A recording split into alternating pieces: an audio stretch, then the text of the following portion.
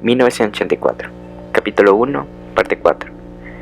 Con el suspiro profundo e inconsciente que ni siquiera la presencia de la telepantalla le impedía soltar al inicio de su día de trabajo, Winston acercó al hablaescribe. Sopló para quitarle el polvo del micrófono y se puso las gafas. Luego desenrolló y sujetó con un clip los 4 pequeños cilindros de papel que acababan de salir del tubo neumático que había a la derecha de su escritorio. En las paredes del cubículo había 3 orificios. A la derecha del hablaescribe, un pequeño tubo neumático para los mensajes escritos. A la izquierda, otro más grande para los periódicos. Y en la pared, el alcance de la mano, una gran ranura oblonga protegida por una rejilla de alambre. Esta última estaba pensada para tirar el papel sobrante. Había miles o decenas de miles de ranuras iguales en el edificio, no solo en todos los despachos, sino también en los pasillos. Por alguna razón, las llamaban agujeros de la memoria. Cuando uno sabía que ciertos documentos debían ser destruidos, o incluso si encontraban un trozo de papel tirado por ahí, levantaban automáticamente la tapa del agujero de memoria más cercano y lo echaban en él, donde una corriente de aire caliente lo arrastraba hasta los enormes hornos que había ocultos en las entrañas del edificio. Winston examinó las 4 tiras de papel que había desenrollado. Cada cual contenía un mensaje de solo 1 o 2 líneas en la jerga abreviada, no exactamente nueva lengua, aunque consistente sobre todo en palabras en nueva lengua, que se empleaba para uso interno del ministerio. Decían así: Times 17.3.84, discurso HM, dato erróneo, Afria rectifica. Times 19.12.83, previsiones cuarto trimestre, PT 83 erratas, verifica ejemplar actual. Times 14.2.84, mindancia, cita equivocada, rectifica chocolate. Times 3.12.83, informe ordendia, HM, dobles Maslow, Revs, no persona, prescribe, tot, envió, HBit. Con una leve sensación de euforia, Winston apartó el 4º mensaje. Era un trabajo intrincado y de responsabilidad, y más valía dejarlo para el final. Los otros 3 eran cuestiones rutinarias, aunque el segundo probablemente requería repasar tediosas listas de cifras. Winston tecleó números atrasados en la telepantalla y pidió los ejemplares del Times, que salieron por el tubo neumático al cabo de unos pocos minutos. Los mensajes que había recibido se referían a artículos o noticias que por alguna razón se consideraban necesario alterar, o, por utilizar el término no oficial, rectificar. Por ejemplo, en el Times del 17 de marzo había aparecido que el hermano mayor, en un discurso del día anterior, había predicho que el sur de la India seguiría en calma, pero que Eurasia pronto lanzaría una ofensiva en el norte de África. Sin embargo, el alto mando de Eurasia había lanzado la ofensiva en el sur de la India y había dejado en paz el norte de África.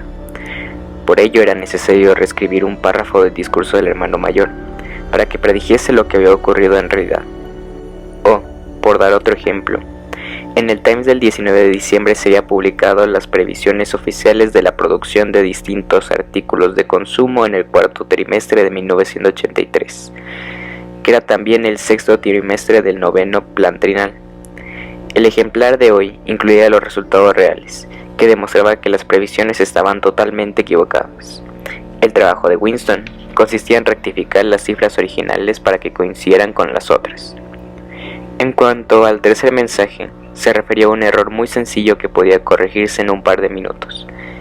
En febrero, el Ministerio de la Abundancia había prometido un compromiso categórico, según la expresión oficial, que en 1984 no se reduciría la ración de chocolate. En realidad, como sabía Winston, la ración de chocolate se iba a reducir de 30 a 20 gramos a finales de esa semana. Lo único que había que hacer era sustituir la promesa original por una advertencia de que probablemente sería necesario reducir la ración en abril. En cuanto terminó, sujetó con un clip las correcciones hechas con el hablaescribe a cada ejemplar del Times y los metió en el tubo neumático. Luego, con un movimiento casi inconsciente, arrugó los mensajes originales y las notas que había tomado, y los echó por el agujero de memoria para que los devorasen las llamas.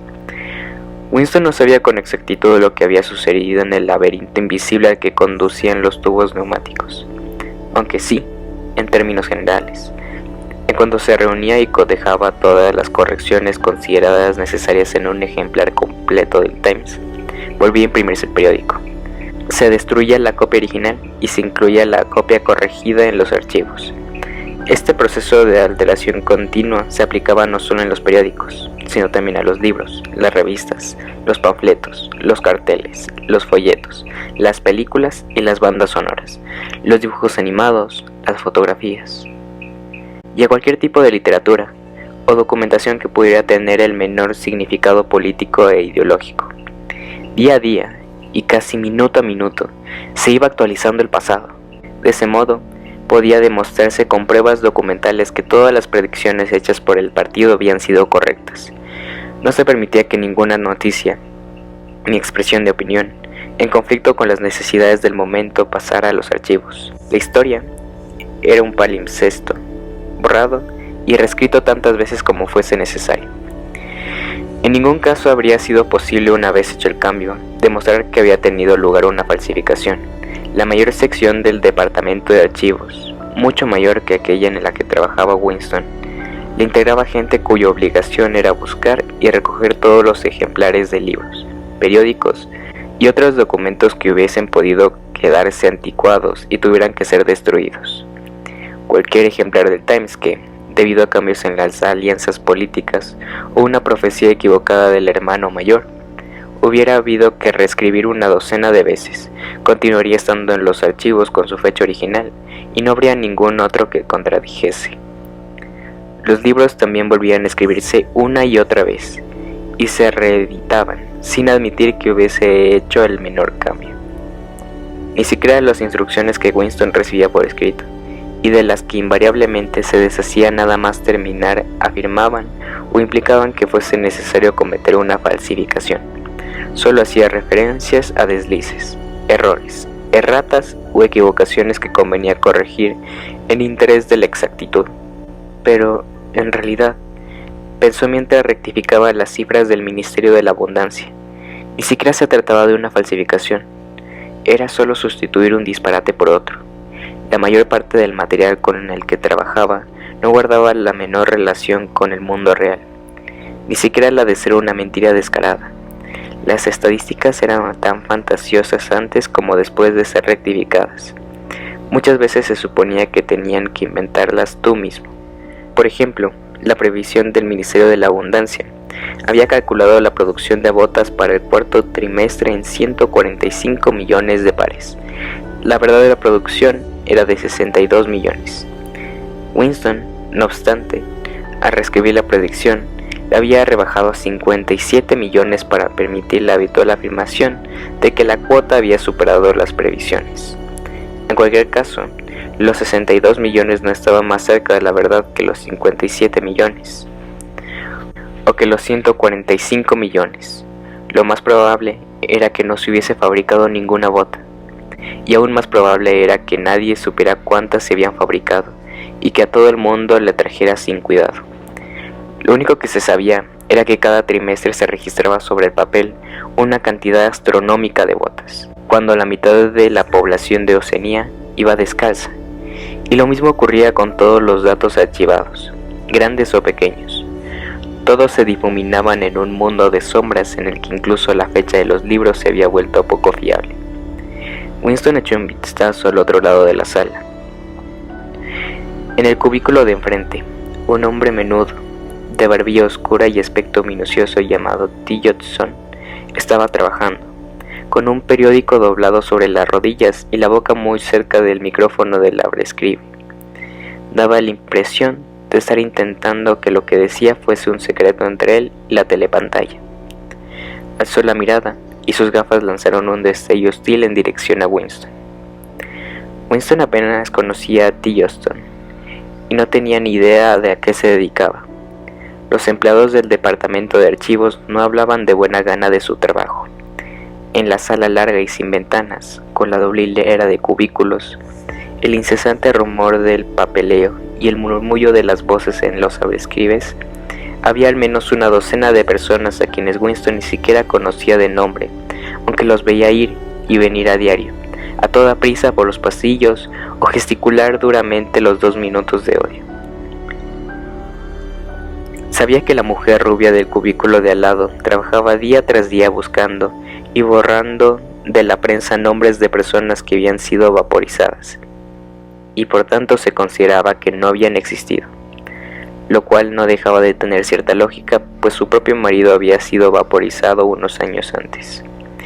Y unos cuantos cubículos más allá, un individuo soñoliento e inútil, Amelafor, con las orejas peludas y un sorprendente talento para medir y rimar versos, estaba ocupado en hacer versiones confusas.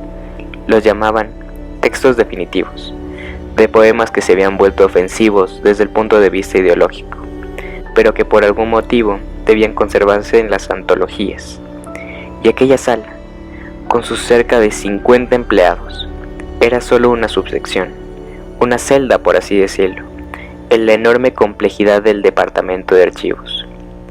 Más allá, por encima y por debajo, había más enjambres de trabajadores dedicados a una inimaginable multitud de tareas. Estaban los gigantescos talleres de impresión con sus ayudantes de edición, sus expertos en tipografía y sus complejos sistemas para la falsificación de fotografías. Estaba la sección de teleprogramas, con sus ingenieros, sus productores y sus equipos de actores especialmente escogidos por su habilidad para imitar voces. Había ejércitos de empleados cuyo trabajo consistía simplemente en elaborar listas de libros y periódicos que era necesario revisar. Estaban los enormes depósitos donde se almacenaban los documentos corregidos y los hornos ocultos donde se destruían los ejemplares originales. Y en algún lugar, de manera casi anónima, estaban los cerebros que coordinaban todo el trabajo y bosquejaban la política que hacía necesario que se preservara un fragmento del pasado, se falsificara otro y se borrara un tercero de la existencia. Al fin y al cabo, el departamento de archivos no era más que una rama del Ministerio de la Verdad, cuya labor principal no consistía en reconstruir el pasado, sino en proporcionar a los ciudadanos de Oceanía periódicos, películas, libros de texto, programas de telepantalla, obras de teatro y novelas con todo tipo de información, instrucción y entrenamientos inimaginables, de una estatua a un eslogan, de un poema lírico a un tratado de biología y de una cartilla escolar a un diccionario de nueva lengua. Y el ministerio no solo tenía que suplir las múltiples necesidades del partido, sino también repetir toda la operación en un nivel inferior a beneficio del proletariado. Había toda una cadena de departamentos dedicados a la literatura, la música, el teatro y en general todos los espectáculos proletarios. En ellos se producían periódicos, basura que solo contenía noticias deportivas, de sucesos y astrología, noveluchas sensacionalistas de 5 centavos, películas que resumaban sexo y cancioncillas sentimentales que se componían por medios extremadamente mecánicos en una especie de calidoscopio particular llamado versificador. Había incluso toda una subsección, cuyo nombre en nueva lengua era Sepcon, encargada de producir pornografía de ínfimo nivel que se enviaba en paquetes sellados y que ningún miembro del partido que no trabajase en la sección podía ver. Mientras Winston trabajaba, salieron 3 mensajes del tubo neumático, pero eran cosas sencillas, y las terminó antes que lo interrumpieran los 2 minutos de odio. Cuando terminó el odio, volvió a su cubículo, cogió el diccionario de nueva lengua del estante, apartó el aula escribe a un lado, se limpió las gafas y empezó su labor principal de esa mañana. El mayor placer en la vida de Winston era su trabajo. La mayor parte era tedioso y rutinario, pero también incluía tareas tan difíciles e intrincadas que podías perderte en ellas como en las profundidades de un problema matemático. Delicados casos de falsificación en los que solo podías guiarte por tu conocimiento de los principios del Socing y tu intuición de lo que el partido quería que dijeras.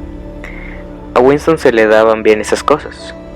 En una ocasión incluso le habían confiado la rectificación de los editoriales del Times, que estaban totalmente escritos en nueva lengua.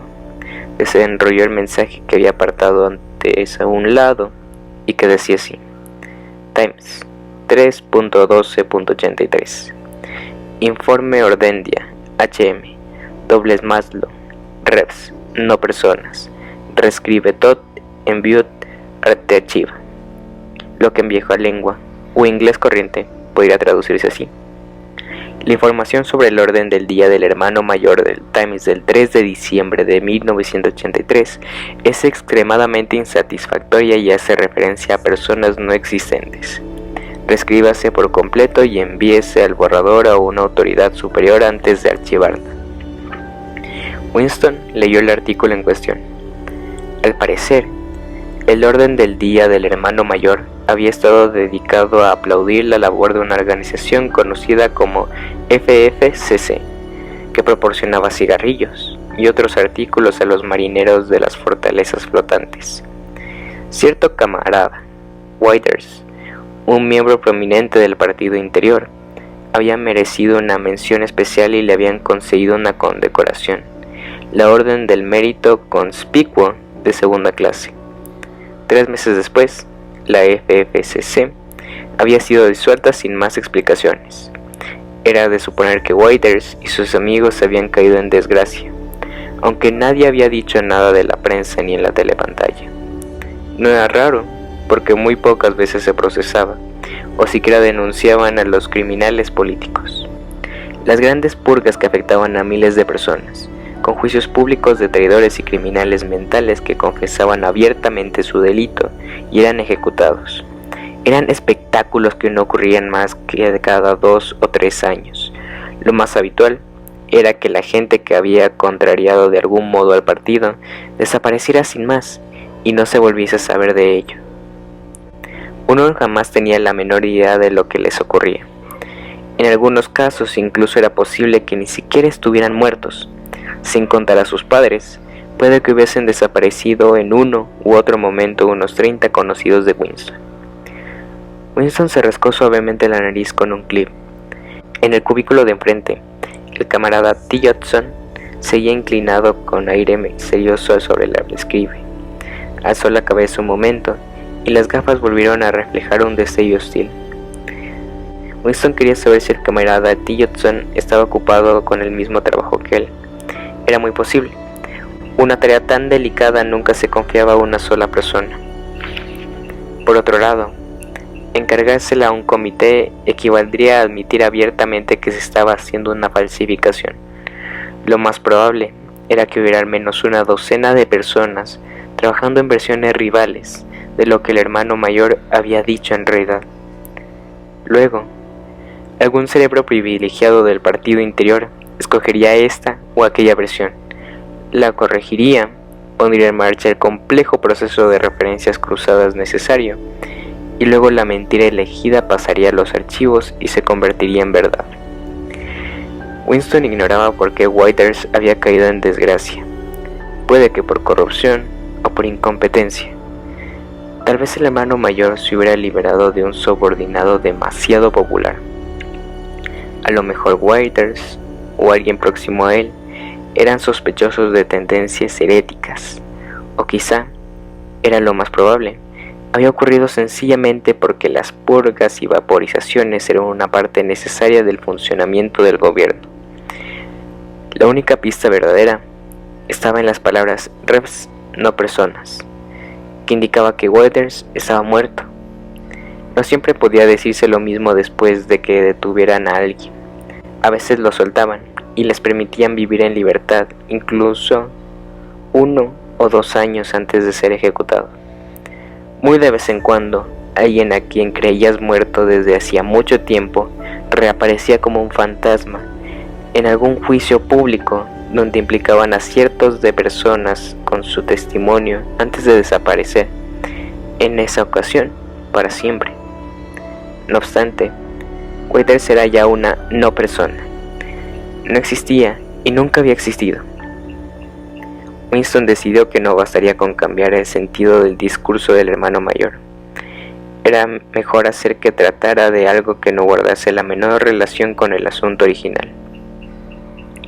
Podía convertir su discurso en la habitual denuncia a los traidores y criminales mentales.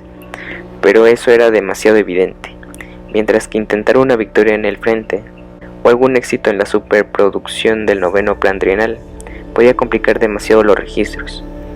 Necesitaba algo totalmente inventado. De pronto acudió a su mente, como pintado por la ocasión, cierto camarada, Ogilvy, fallecido recientemente en circunstancias heroicas.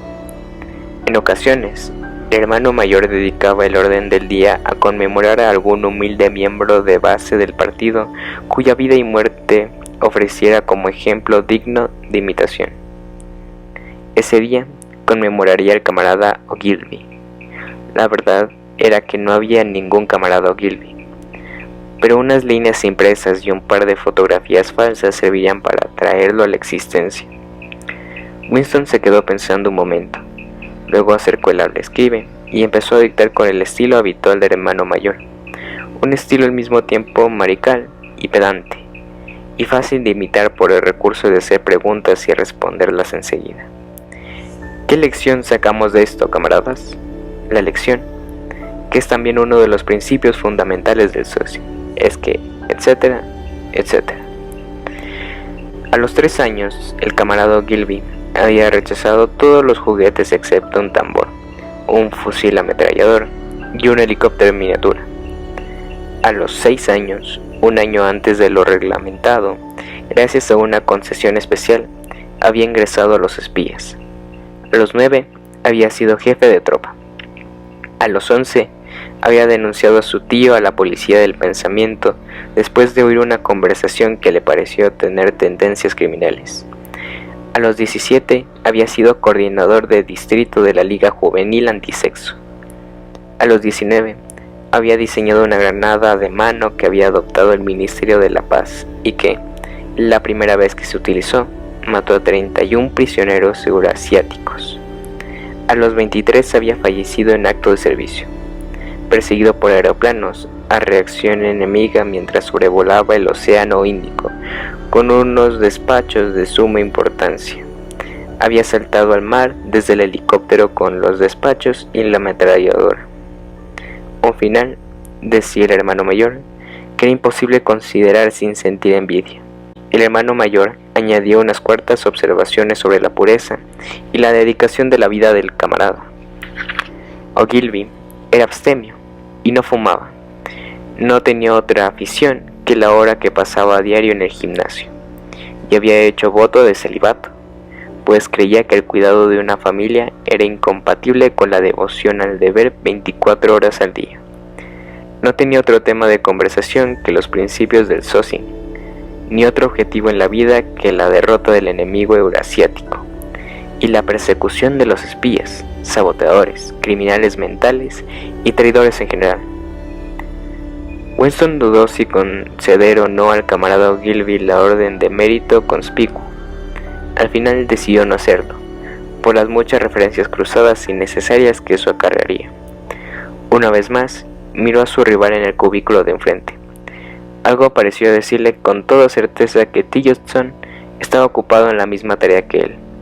Era imposible saber qué versión adoptaría al final, aunque tenía la firme convicción de que sería la suya.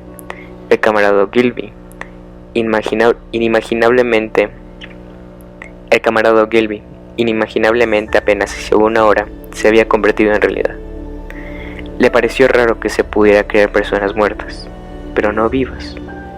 El camarada Ogilvy, que nunca había existido en el presente, existía ahora en el pasado, y una vez que la falsificación cayera en el olvido, existiría de manera tan auténtica y con el mismo tipo de pruebas que Carlomagno o Julio César.